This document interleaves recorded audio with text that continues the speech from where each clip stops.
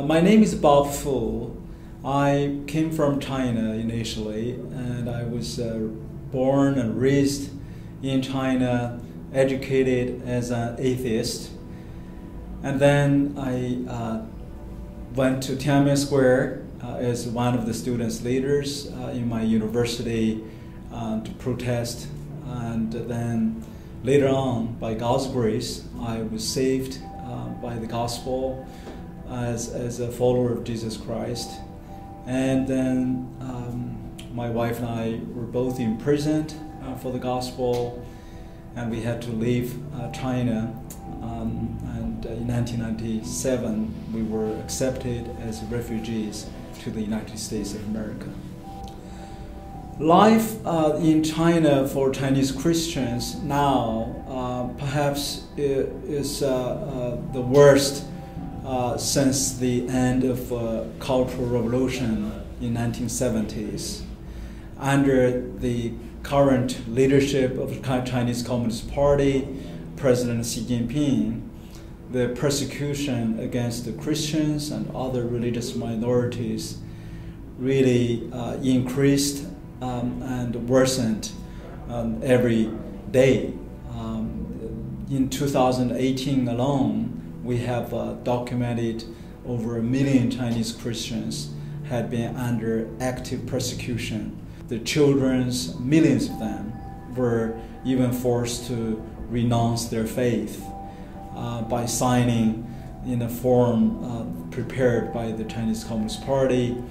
And even many children were forced to report their parents' faith and to betray their teachers, the parents, if they are Christians. And also, under President Xi Jinping, in the name of so-called Sinicization, for the first time since the end of Cultural Revolution, millions of Chinese government sanctioned Christians, and hundreds of thousands of churches were targeted and even being shut down. And thousands of crosses on the government churches building were forcefully demolished, and of course many Christians were arrested and even tortured. Some receive very serious, long, harsh sentences for simply being a Christian preacher and underground church leaders. Yeah, you can pray for these three things in China. The first one is to pray for those who are persecuted, especially those prisoners of conscience, those brothers and sisters who are imprisoned and arrested in prison, so that they know they're not fighting alone, they're not isolated, and there are brothers and sisters who do care about them. The second thing is to pray for their family members. And oftentimes their wives and children had suffered a lot if these pastors are in imprisonment. Children could be expelled from their school.